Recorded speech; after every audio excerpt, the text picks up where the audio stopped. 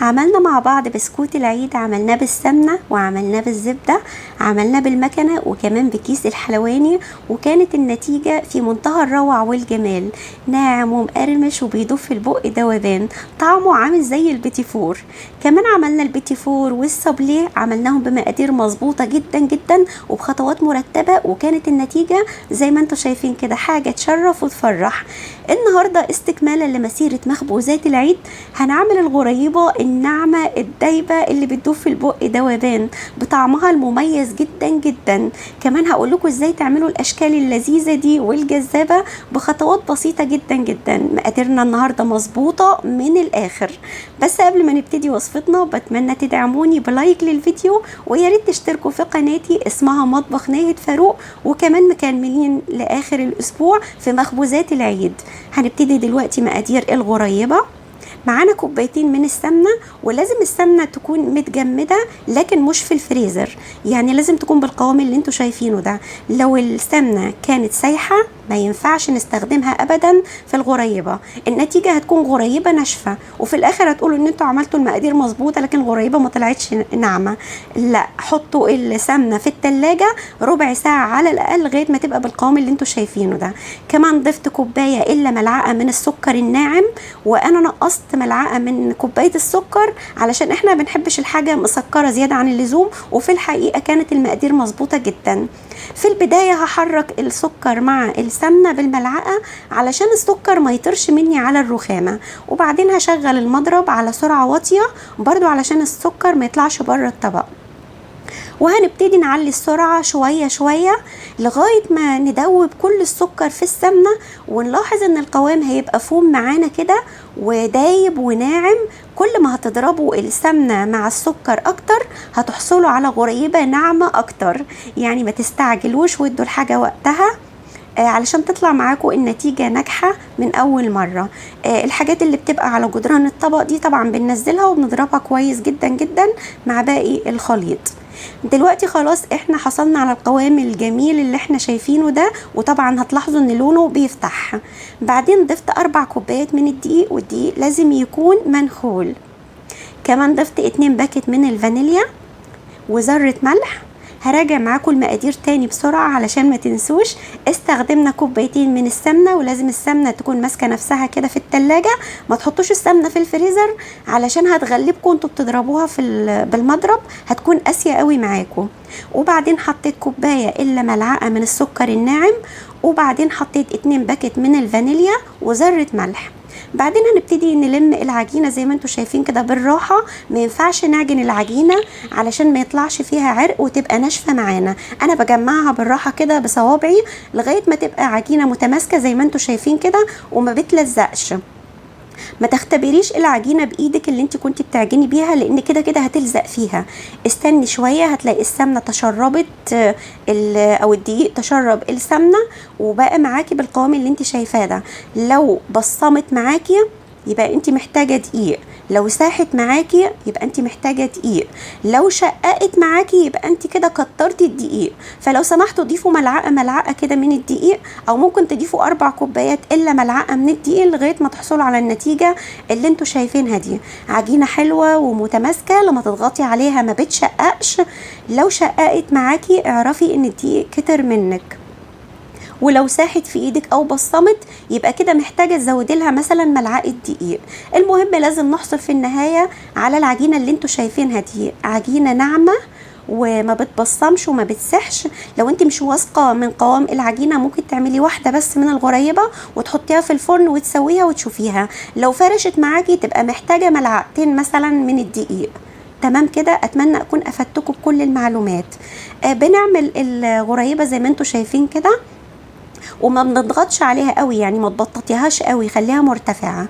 وبعدين بنحط حبات اللولي الجميله الملونه دي، وده هيكون اول شكل هنعمله النهارده. هنعمل مع بعض النهارده اشكال جميله جدا جدا هتعجبكم. هنكمل باقي الصاجه بنفس الشكل.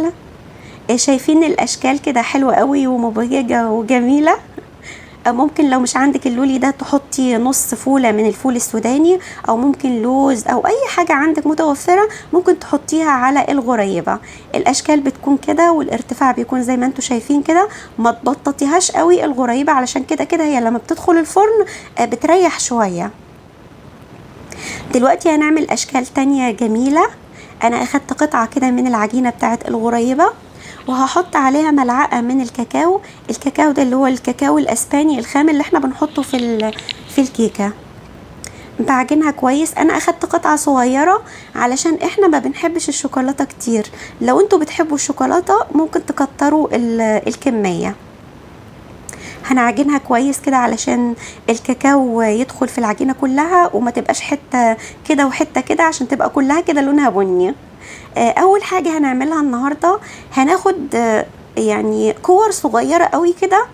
هقول لكم هنعمل بيها ايه. اعملوا كمية الاول كده وحطوها في الطبق. لو انت هتعملي كور لونها ابيض وكور لونها بني، الاول شكلي الحاجة اللي لونها ابيض علشان ايدك ما تبقاش لونها بني وبعدين تستخدمي الابيض فيبصم معاكي. اخدنا قطعة من العجينة اللي لونها ابيض وبططناها كده وما تضغطوش عليها جامد، وبعدين هناخد قطعة من اللون البني ونحطها عليها، وده هيكون شكل من الاشكال اللي هنشكلها النهاردة. برضو ممكن تعملي نفس الطريقة كده، تعملي واحدة بيضة وعليها واحدة بني اكبر من كده وتضغطي عليها، وتعملي واحدة لونها برضو ابيض صغيرة اصغر من البني وتحطيها فوق البني. فاهمين انتوا؟ فهيكون عندكم تدرج للثلاث الوان فوق بعض. هنعمل كل الكمية طبعا وهنحطها في الصاجة، وبعدين ده شكل تاني برضو هنعمله مع بعض. انا دلوقتي بعمل الكور دي اكبر شوية من الكور اللي احنا عملناها من شوية. دول في حجم كده يعني حبة البندق. هعمل كمية لونها ابيض وكمية لونها شوكولاتة اللي هو اللون البني ده.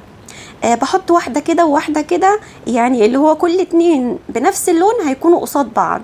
ده شكل، والشكل التاني اللي هو اللي شبه ميكي ماوس ده هنحط اتنين ابيض فوق وواحدة بني تحت، ودي كمان اللي هي شبه الشوكولاتة كوفرتينا.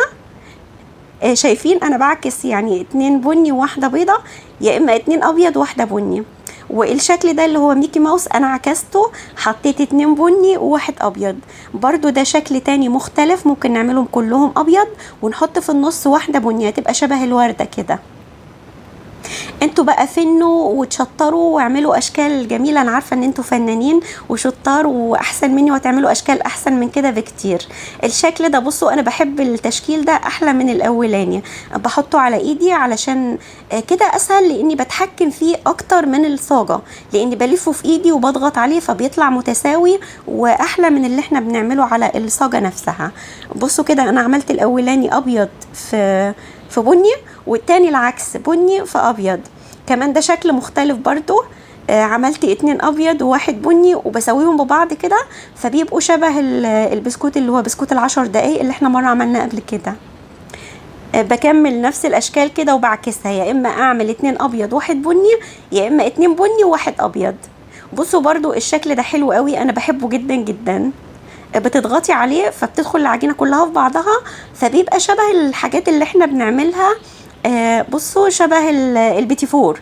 عارفين مكبس البيتي فور لما بنعمل بيه اشكال جميلة كده؟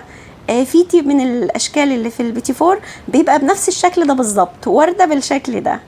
فكده احنا ضربنا عصفورين بحجر، عملنا اشكال جميلة جدا جدا في وقت قليل، وكمان من غير ما نكلف نفسنا، يعني بنفس العجينة. دي برضو الشكل ده حلو قوي، شكل الوردة لكن معكوس، اللي هو كل الاوراق بتكون ابيض والقلب بتاعها بيكون بني. ده برضو وردة لكن ب3 جناحات مش ب4. شكلهم حلو قوي ومبهج على فكرة، يعني في الطبيعة شكلهم احلى بكتير من التصوير. ده شكل الغريبة بعد ما خرجت من الفرن. بدخلها على فرن ساخن على 160، مش اعلى من كده، خلوا بالكم على 160. ما بولعش الشواية ولا للغريبة ولا للبيتي فور. بتاخد معايا في الفرن من 10 دقايق ل 12 دقيقة بالظبط. بعد ما تخرج من الفرن ما تحركوهاش خالص من على الصاجة، سيبوها لما تهدى خالص، علشان لو حركتوها وهي سخنة هتتكسر منكم. الطريقة دي ناجحة ومضمونة 100%. كل سنة وانتم طيبين، وخليكم مكملين معانا بكرة بإذن الله في باقي مخبوزات العيد. ما تنسوش تدعموني بلايك كبير للفيديو، وياريت تكتبوا لي رأيكم في الكومنتات، بحبكم جدا.